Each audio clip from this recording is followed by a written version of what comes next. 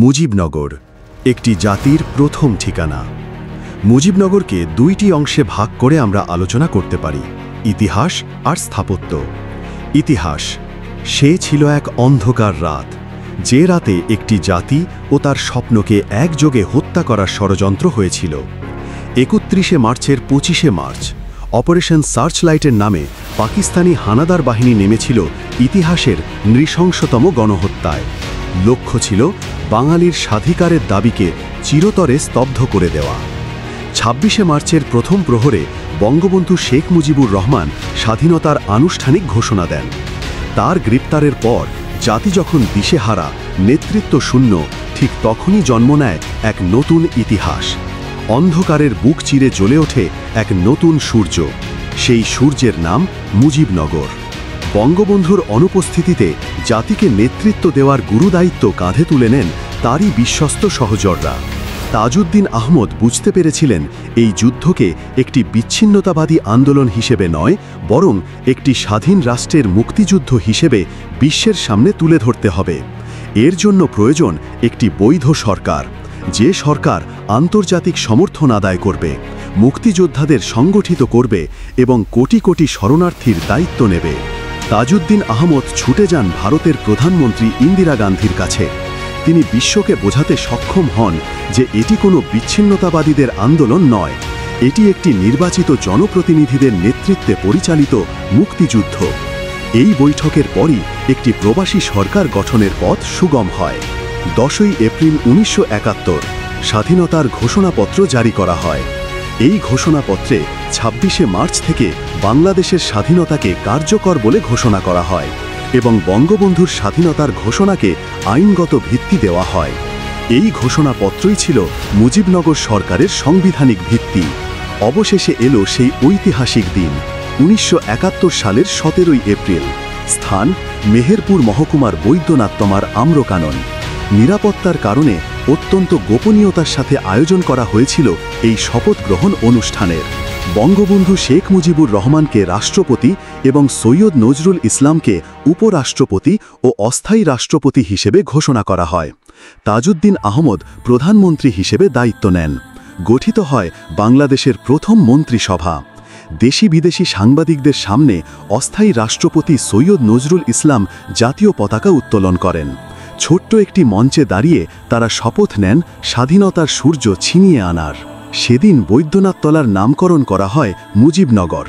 একটি প্রত্যন্ত গ্রামের আমবাগান হয়ে ওঠে একটি স্বাধীন রাষ্ট্রের প্রথম রাজধানী।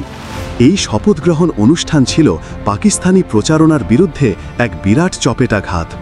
বিশ্ববাসী দেখল বাংলাদেশের মুক্তিযুদ্ধ কোনো নেতৃত্বহীন আন্দোলন নয়, এর পেছনে রয়েছে একটি সুসংগঠিত ও বৈধ সরকার। শপথ গ্রহণের পর কলকাতার ৮ নম্বর থিয়েটার রোড হয়ে ওঠে মুজিবনগর সরকারের অস্থায়ী সচিবালয়। এখান থেকেই পরিচালিত হতে থাকে এক বিশাল কর্মযজ্ঞ। অনেকে প্রশ্ন করেন, মুজিবনগর সরকারের গুরুত্ব কী ছিল? এর উত্তর নিহিত আছে আমাদের বিজয়ের ইতিহাসে। এই সরকার না থাকলে আমাদের মুক্তিযুদ্ধ হয়তো বিশ্বের চোখে একটি গৃহযুদ্ধ বা বিচ্ছিন্নতাবাদী আন্দোলন হিসেবেই পরিচিতি পেত। এই সরকারই মুক্তিযুদ্ধকে একটি জনযুদ্ধে রূপ দিয়েছিল। স্থাপত্য। মুজিবনগর স্মৃতি কমপ্লেক্স শুধুমাত্র একটি স্মৃতিসৌধ নয়, এটি একটি জীবন্ত ইতিহাস যা স্থাপত্যের মাধ্যমে বাংলাদেশের অভ্যুদয়ের সম্পূর্ণ চিত্র তুলে ধরে। এর স্থপতি ছিলেন তানভীর করিম। পুরো কমপ্লেক্সটি এমনভাবে ডিজাইন করা হয়েছে যেন একজন দর্শনার্থী এর ভেতর দিয়ে হেঁটে যাওয়ার সময় বাংলাদেশের স্বাধীনতা সংগ্রামের মূল ঘটনাগুলো অনুধাবন করতে পারেন। এর প্রধান 3টি অংশ হল বাংলাদেশের বিশাল মানচিত্র। কমপ্লেক্সে প্রবেশ করলেই যে জিনিসটি সবচেয়ে বেশি আকর্ষণ করে তা হল বাংলাদেশের একটি বিশাল ভৌগোলিক মানচিত্র। এটি কোনো সাধারণ মানচিত্র নয়, এর স্থাপত্যিক তাৎপর্য রয়েছে। বাস্তব প্রতিচ্ছবি। পুরো মানচিত্রটি কংক্রিট দিয়ে মাটিতে তৈরি করা হয়েছে। বাংলাদেশের প্রতিটি জেলা, প্রধান নদী এবং ঐতিহাসিক গুরুত্বপূর্ণ স্থানগুলো এখানে চিহ্নিত করা আছে। দর্শনার্থীরা এই মানচিত্রের ওপর দিয়ে হেঁটে পুরো বাংলাদেশ ভ্রমণ করার একটি অনুভূতি পান।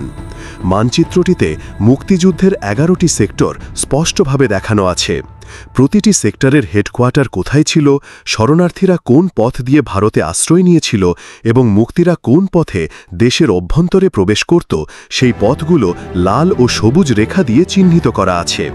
এই মানচিত্রটি মূলত একটি লিভিং ম্যাপ বা জীবন্ত মানচিত্র, যা বাংলাদেশের জন্মযুদ্ধের ভৌগোলিক প্রেক্ষাপটকে নতুন প্রজন্মের কাছে সহজবোধ্য করে তোলে। স্মৃতিসৌধ। মানচিত্রের এক প্রান্তে অবস্থিত মূল স্মৃতিসৌধটি গভীর প্রতীকী অর্থ বহন করে। এর প্রতিটি অংশই মুক্তিযুদ্ধের একটি অধ্যায়ের প্রতীক। স্মৃতিসৌধটি 23টি ত্রিকোণাকৃতির স্তম্ভ দিয়ে তৈরি। এই 23টি স্তম্ভ 1947 থেকে 1971 সাল পর্যন্ত পাকিস্তানি শোষণের 23 বছরের প্রতীক। স্তম্ভগুলো ঊর্ধ্বমুখী, যা বাঙালির সংগ্রাম ও অগ্রযাত্রাকে নির্দেশ করে। স্মৃতিসৌধের ভিত্তি একটি বিশাল বৃত্তাকার লাল মঞ্চের উপর স্থাপিত। এই লাল রং 30 লক্ষ শহীদের আত্মত্যাগের রক্তের প্রতীক। এটি আমাদের মনে করিয়ে দেয় যে এই স্বাধীনতার ভিত্তি রচিত হয়েছে রক্তের ওপর। লাল মঞ্চের ঠিক মাঝখানে একটি গোলাকার বেদি রয়েছে, যা স্বাধীনতার নতুন সূর্যের প্রতীক। এটি নির্দেশ করে যে রক্তক্ষয়ী সংগ্রামের মধ্যে দিয়েই বাংলাদেশের স্বাধীনতা নামক নতুন সূর্যের উদয় হয়েছে। স্মৃতিসৌধে ওঠার জন্য যে সিঁড়ি রয়েছে, তার ধাপগুলো এমনভাবে তৈরি যেন তা লক্ষ লক্ষ শহীদের আত্মবলিদানের প্রতীক। স্মৃতিসৌধের পাশে একটি ভাঙা দেয়াল রয়েছে, যা পাকিস্তানি স্বৈরশাসনের শৃঙ্খল ভেঙে বাঙালির মুক্তির প্রতীক। এটি নির্দেশ করে যে কোনো বাধাই বাঙালির স্বাধীনতাকে আটকে রাখতে পারেনি।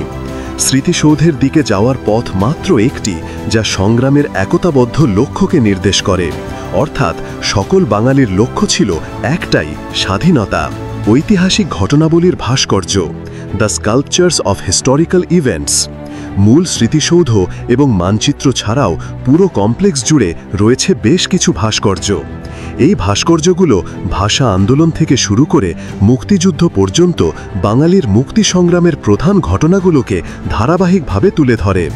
এগুলো হল ভাষা শহীদদের আত্মত্যাগের ভাস্কর্য, যুক্তফ্রন্ট নির্বাচন, হামিদুর রহমান শিক্ষা কমিশনের বিরুদ্ধে আন্দোলনের প্রতীক, বঙ্গবন্ধুর 6 দফার মাধ্যমে বাঙালির স্বাধিকারের দাবি, আইয়ুব খানের বিরুদ্ধে জনতার রুদ্র রোষের চিত্র, 1970 আওয়ামী লীগের নিরঙ্কুশ বিজয়ের ভাস্কর্য, রেসকোর্স ময়দানে বঙ্গবন্ধুর সেই ঐতিহাসিক ভাষণের মুহূর্ত, পাকিস্তানি বাহিনীর চালানো গণহত্যার নারকীয় চিত্র, মুজিবনগর সরকারের শপথ গ্রহণ, মুক্তিযোদ্ধাদের বীরত্ব এবং পাকিস্তানি বাহিনীর আত্মসমর্পণের দৃশ্য।